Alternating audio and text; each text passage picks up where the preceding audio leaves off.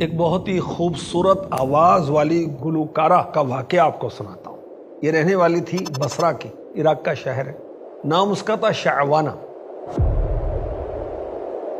آواز کی ایسی اٹریکشن تھی کہ شہر میں کوئی خوشی غمی کا موقع ہوتا اسے بلایا جاتا۔ گناہوں بھرے کام نے اسے بہت مالدار بنا دیا، امیروں کی طرح رہتی، بہت قیمتی لباس، قیمتی زیورات بن سنور کر رہتی۔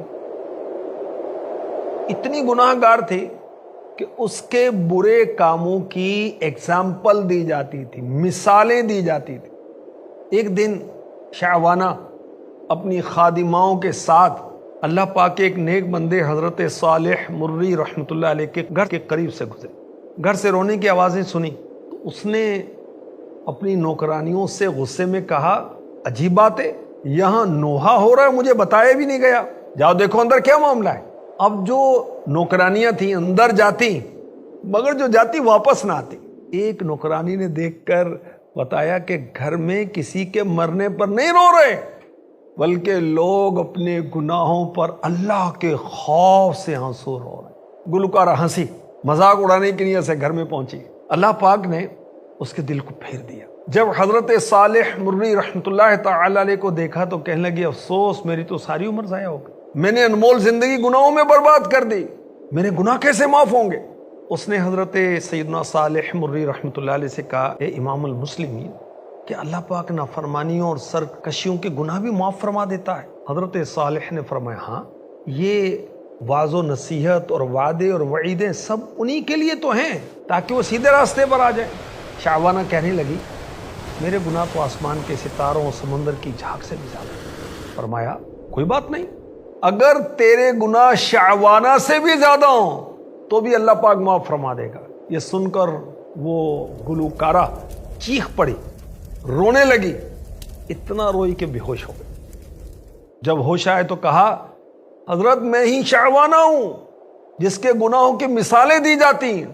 گناہوں سے سچی پکی توبہ کی، سادہ لباس پہنا، سارا مال غریبوں میں تقسیم کر دیا، گھر میں دن رات اللہ پاک کی عبادت میں مصروف ہو گئی، اپنے گناہوں پر روتی رہتی، اللہ پاک سے التجا کرتی، اے توبہ کرنے والوں کو محبوب رکھنے والے، گناہ گاروں کو معاف فرمانے والے، مجھ پر رحم فرما، میں کمزور ہوں، تیرے عذاب کی سختیوں کو برداشت نہیں کر سکتی، تو مجھے اپنے عذاب سے بچا لے، مجھے اپنی زیارت سے مشرف فرما۔ اس نے اسی حالت میں زندگی کے 40 سال گزارے اور پھر انتقال ہو گیا۔ توبہ ہے بڑی نفیس شے، کتنا ہی بڑا گناہ گار ہو، جب توبہ کرتا ہے اللہ اپنا حق معاف فرما دیتا ہے اور عذاب آخرت سے نجات دے دیتا ہے۔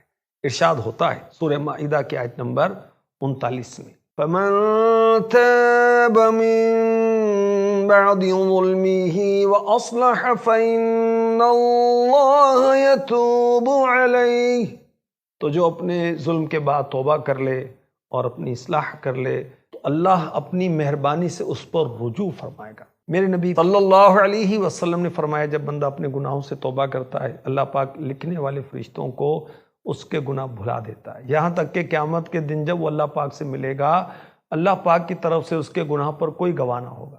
فرمایا، گناہوں سے توبہ کرنے والا ایسا ہے گویا اس نے کبھی گناہ کیا ہی نہیں۔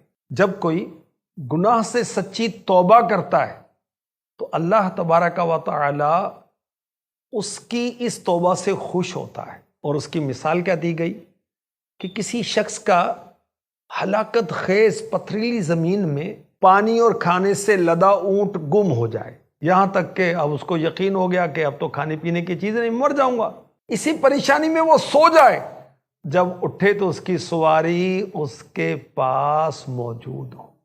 اللہ پاک مومن بندے کی توبہ پر اس شخص کے اپنی سواری کے لوٹنے پر خوش ہونے سے بھی